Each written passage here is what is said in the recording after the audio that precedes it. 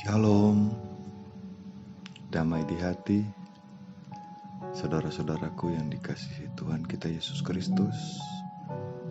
Bersyukur untuk berkat Tuhan yang selalu baru bagi kita semua, untuk kesehatan, kekuatan, terlebih nafas kehidupan yang mesti Tuhan berikan kepada kita semua. Mari kita bersatu teduh sejenak, kita merenungkan firman Tuhan di pagi yang indah ini. Tapi sebelumnya, mari kita berdoa. Selamat pagi Bapa, selamat pagi Roh Kudus. Terima kasih untuk hari baru yang Kau berikan kepada kami semua. Terima kasih untuk penyertaan-Mu, sehingga kami bisa bangun dengan tubuh yang sehat dan diberkati oleh-Mu.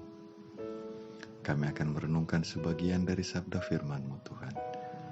Kiranya Roh Kudus Tuhan akan memampukan kami untuk merenungkan dan memahami akan firman-Mu di pagi hari ini. Terima kasih Bapa, inilah doa kami. Di dalam nama Tuhan Yesus kami berdoa dan mengucap syukur padamu. Amin. Saudara-saudaraku, pembacaan dan perenungan kita di pagi hari ini, Rabu 10 Mei 2023, terdapat dalam kitab Kejadian 39, ayatnya yang ke-7 sampai dengan ayatnya yang ke-9. Kejadian 39, ayatnya yang ke-7 sampai dengan ayatnya yang ke-9. Firman Tuhan berkata, selang beberapa waktu, istri tuannya memandang Yusuf dengan berahi. Lalu katanya, marilah tidur dengan aku. Tetapi Yusuf menolak dan berkata kepada istri tuannya itu, dengan bantuanku, tuanku itu tidak lagi mengatur apa yang ada di rumah ini, dan ia telah menyerahkan segala miliknya pada kekuasaanku. Bahkan di rumah ini, ia tidak lebih besar kuasanya daripadaku, dan tiada yang tidak diserahkan kepadaku selain daripada engkau, sebab engkau istrinya. Bagaimanakah mungkin aku melakukan kejahatan yang besar ini dan berbuat dosa terhadap Allah? Demikian pembacaan Alkitab kita di pagi hari ini. Kita akan merenungkannya.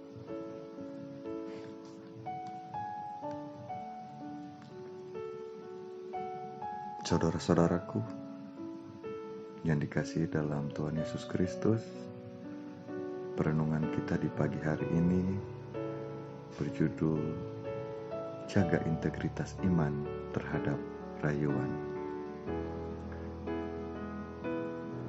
Istri Potifar seorang penggoda agresif terhadap Yusuf.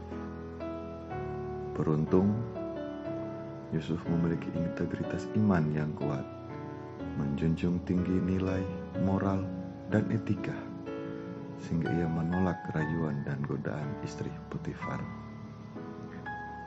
Yusuf dimampukan untuk setia kepada Tuhan. Secara bijaksana, ia berusaha mengingatkan istri tuannya bahwa memang Potifar telah menyerahkan kuasa kepadanya atas rumah Potifar, tetapi tidak berkuasa atas istri tuannya. Pandangan Yusuf itu menegaskan tentang batasan etis hubungan antara ia dengan itu istri Potifar harus dihormati dan tidak boleh dinodai. Yusuf berpandangan tidur dengan istri orang adalah perzinahan. Yusuf berpegang teguh pada hukum Taurat, jangan berzinah dan jangan mengingini istri sesama. Karena itu ia mengatakan, bagaimana mungkin aku melakukan kejahatan yang besar ini dan berbuat dosa terhadap Allah? Saudara-saudaraku yang dikasihi Tuhan dan diberkati Tuhan, sikap penolakan Yusuf terhadap rayuan dan godaan istri Potifar menunjukkan bahwa Yusuf memiliki sikap iman yang sungguh setia kepada Tuhan Allah. Ia takut melanggar ketetapan dan perintah Tuhan. Sikap Yusuf itu adalah wujud dari pertolongan Tuhan Allah yang hadir dalam rohnya di saat Yusuf harus menghadapi masalah dan harus mengambil keputusan tegas. Tuhanlah yang menjadi sumber pertolongan yang memberi kekuatan dan hikmat untuk berani menolak atau berkata tidak terhadap yang jahat. Saudara-saudaraku yang dikasihi Tuhan dan diberkati Tuhan, kita perlu menyadari bahwa kunci keberhasilan Yusuf mampu menolak godaan bukan karena kehebatannya sendiri, melainkan paduan antara usaha menjaga integritas iman dan pertolongan Tuhan Allah. Tuhan Allah menolong umatnya melalui Roh Kudus atau roh kebenaran. Dan di dalam diri orang percaya diam Roh Kudus. Tidak tahukah kamu bahwa kamu adalah bait Allah dan bahwa Roh Allah diam di dalam kamu? Sebagai jemaat Kristen, kita percaya bahwa Tuhan Yesus Kristus adalah sumber pertolongan menghadapi godaan iblis. Saat ini, Tuhan Yesus Kristus hadir melalui Roh Kudus. Dengan begitu, kita harus merespon kehadiran Roh Kudus dalam hidup kita dengan cara rendah hati, sikap setia berpegang teguh pada firman-Nya. Setia kepada Yesus Kristus adalah modal dasar bagi setiap kita, keluarga Kristen, untuk bersikap tegas menghadapi setiap rayuan dan godaan iblis. Rajin beribadah, tekun belajar firman, dan setia melakukan firman-Nya adalah cara menguatkan dan mengokohkan integritas iman. Tuhan Yesus Kristus pasti menolong dan memberkati torang semua. Amin. Demikian perenungan kita di pagi hari ini. Mari berdoa.